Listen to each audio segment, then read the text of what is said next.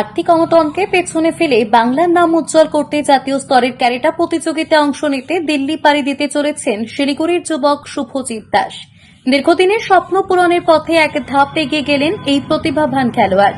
প্রায় 12 বছর ধরে জেলা এবং রাজ্য স্তরে নিয়মিতভাবে ক্যারেটা খেলে চলেছেন শুভজিৎ। এই সময়ের মধ্যে অগণিত মেডেল এবং পুরস্কার তার ঝুলিতে এসেছে। প্রতিদিন প্রায় 5 ঘন্টা করে কঠোর অনুশীলন করেন তিনি। শুভজিতের আশা, জাতীয় স্তরেও সাফল্যের সঙ্গে মেডেল নিয়ে ঘরে ফিরবেন। শুভজিৎ বলেন, ক্যারেটার মতো খেলায় যদি সরকার আরো বেশি সহযোগিতা করে তাহলে এই খেলাটি আরো অনেক দূর এগোতে পারবে। তিনি জানান, ক্যারেটে শিখিয়ে যে সামান্য উপার্জন হয় এবং পরিবারের সহযোগিতাতেই তার খেলাধুলা চালিয়ে যাচ্ছেন। শুভজিতের বাবা বাপি দাস গর্বের সঙ্গে জানান, আর্থিক সমস্যা থাকলেও কখনো ছেলেকে সেই কষ্ট বুঝতে দেননি। তিনি চান তার ছেলে ভবিষ্যতে আরো বড় সাফল্য অর্জন করুক এবং জাতীয় ও আন্তর্জাতিক স্তরে দেশের মুখ উজ্জ্বল করুক। শিলিগুড়ির এই তরুণ ক্যারেটা খেলোয়াড়ের লড়াই এবং অধ্যাবসায় এখন অনুপ্রেরণা হয়ে উঠেছে বহু তরুণ ক্রীড়াপ্রেমীর কাছে। আমার নাম শুভজিৎ দাস। কেমন লাগছে বলতে, আমি এত প্র্যাকটিস করেছি এটার জন্য এতদিন। মেন হচ্ছে আমার মোটিভ এটাই ছিল যে ওয়েস্ট বেঙ্গলকে জাতীয় স্তরে রিপ্রেজেন্ট করব, প্লাস ওখানে মেডেল নিয়ে আসব। তারপর আমি as a government employee sports কোটায় অ্যাপ্লাই করতে পারবো, কারণ আমি চাই স্পোর্টস কারাটের থেকে আমি গভর্নমেন্ট জব পাই এবং কারাটেকে আমি রিপ্রেজেন্ট করি অ্যাজ এ সার্ভিসেসের হয়ে। তো আমি এটা পেয়ে খুব খুশি, কারণ সেটার পিছনে আমার বাড়ির লোকেরও অনেক অবদান রয়েছে। বাড়ির লোক অনেক সাপোর্ট করে, প্লাস আমি যার কাছে প্র্যাকটিস করি তিনি অনেক সাপোর্ট করেছেন, হানসি প্রেম দিচ্ছেন।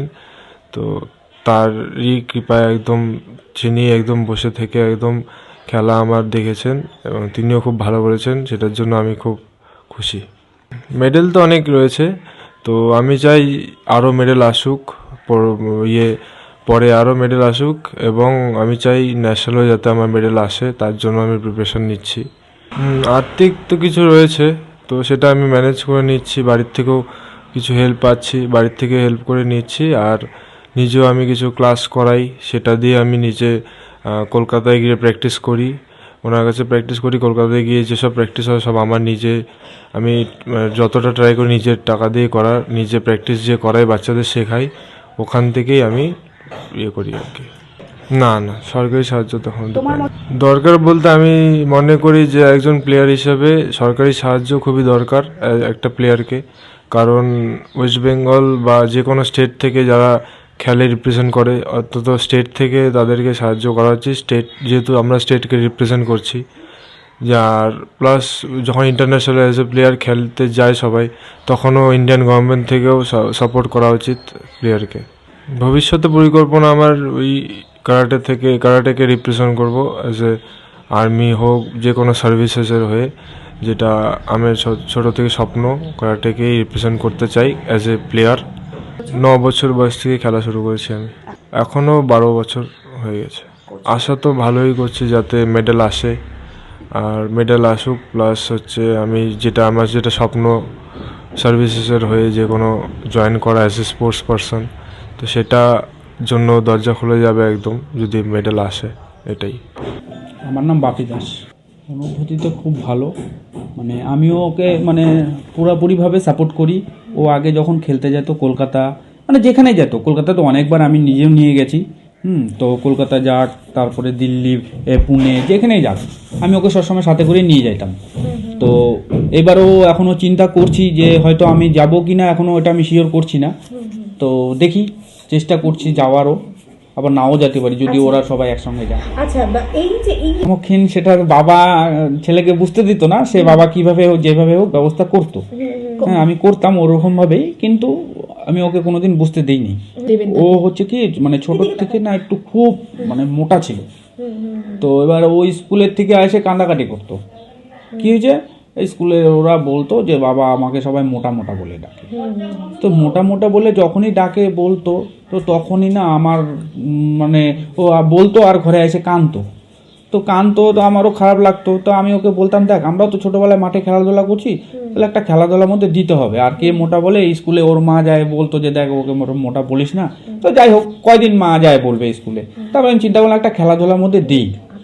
তো এবার খেলাধুলার মধ্যে তারপরে আমি ওকে চিন্তা করলাম যে ক্যারাটাটা দিই। তো ক্যারাটার মধ্যে আমি দিলাম। তো তখন থেকে প্র্যাকটিস করতে করতে করতে করতে তারপরে যখন লকডাউন হলো তখন তো পুরো প্র্যাকটিস বন্ধ। তখন ও কি করতো, আমাদের তখন বাড়ি হয়নি পুরোপুরি, তখন আমাদের উঠানটা একটু বড় ছিল, ও ওখানে পুরো প্র্যাকটিস করতে করতে তো তারপরে মানে তখনকার ছবি যদি আপনাকে দেখায় আর এখনকার ছবির মধ্যে আকাশ পাতাল তফাৎ। ভালো তো খুবই লাগছে। কি আশা রাখছেন? আশা রাখছি যে এর আগে পুনেতে যখন নিয়ে গেছিলাম তখন প্রথমবার গেছিল, তো ওখান থেকে গিয়ে ওখানে না খেলেও যে মানে খেলছে, কিন্তু খেলার আগে যে মাঠে ওখানে যে স্টেডিয়ামে বসেছিল না, ও বসে থাকে, ওরা অন্যদের খেলা দেখে ওদের অনেকটা মাথায় ঢুকে গেছে যে আমাকে এইভাবে খেলতে হবে, মানে ওখান থেকে অনেক কিছু শিখে নিছে।